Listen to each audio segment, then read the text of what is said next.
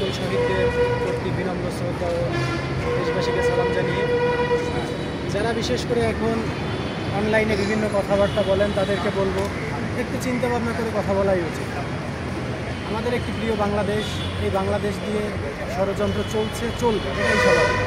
তো সেখানে আমরা নাগরিকরা যদি ঐক্যবদ্ধ থাকি, কোনো ফ্যাসিস্ট দ্বিতীয়বার আসতে পারবে, এই প্রত্যাশা আমরা রাখি।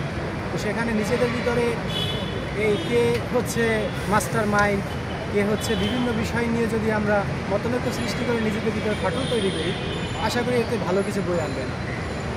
তো এতে হতাশ হওয়ার কিছু নাই, দেশ আছে। আর বিশেষ করে বাংলাদেশ প্রাকৃতিক সম্পদে ভরপুর। এই প্রাকৃতিক সম্পদে যেখানে ভরপুর, আপনারা সাধারণত বুঝেন, যার কাছে অর্থ সম্পদ বেশি থাকে তাকে কিডন্যাপ করা হয়, তাকে মুক্তিপণ দাবি করা হয়। তারপরে যেই ঘরে সম্পদ বেশি সেই ঘর চুরি হওয়ার সম্ভাবনা থাকে। তো বাংলাদেশ একটা সম্ভাবনাময় দেশ। এই দেশ নিয়ে ষড়যন্ত্র চলবে, বিশৃঙ্খলা হবে, লোভী মানুষ ক্ষমতায় আসবে, বারবার গণ অভ্যুত্থান হবে। তো সেজন্য এত ক্রেডিট নেওয়ার কিছু নেই।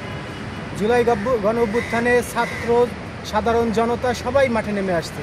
নারীরা রাত বিরাত, আমার কাছে প্রমাণ আছে যে এই নারীরা রাত বিরাত মাঠে ছিল, তারা ছেলেদেরকে পানি খাওয়াইছে, প্রমাণ আছে। তো তারা তো এত ক্রেডিট দাবি করে না।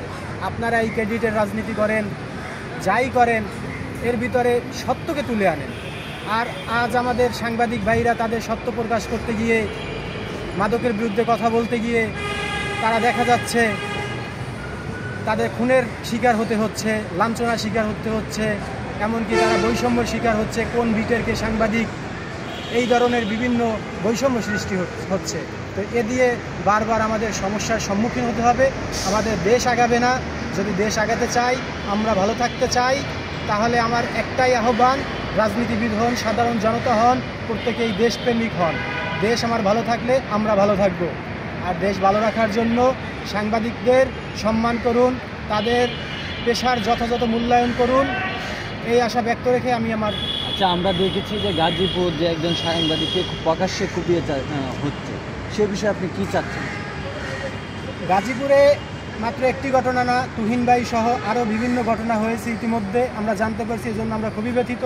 এজন্য প্রশাসন এবং সাংবাদিক সংগঠন, জাতীয় প্রেস ক্লাব হোক, রিপোর্টার্স ইউনিট হোক, এছাড়া বিভিন্ন নামে যে সংগঠন চলে, আমি তাদেরকে বলবো আপনাদের কাজটা কী? সে আপনার প্রতিষ্ঠানের সদস্য না বিদায় কি আপনি তাকে কোনো ফ্যাসিলিটি দিবেন না? তাহলে তো আপনার সাংবাদিক দরকার নাই। তাহলে তো আপনাদের নিজেরা একটা সংগঠন করে নেন। যদি সাংবাদিক সংগঠন হিসেবে আপনারা বলতে চান, সবাই এর পিছনে সোচ্চার হন এবং এই চলিত মাসের ভিতরে এই তুহিন হত্যাসহ, সাগররুনি হত্যাসহ প্রত্যেকের যত ধরনের বৈষম্য শিকার হয়েছে এবং যারা শহীদ হয়েছেন প্রত্যেকের বিচার দাবি করি এবং সেটা যুগ উপযোগী দৃষ্টি জানি মানুষ ভয় পায়, সাংবাদিকদেরকে লাল রক্তচক্ষু আর না দেখায়, সেই ব্যাপারে আপনারা ব্যবস্থা নিন এবং সবাই নাগরিক সহ, সাংবাদিক সহ যে কোনো পেশার সবাইকে সোচ্চার হওয়ার আহ্বান জানাচ্ছি। কি নাম?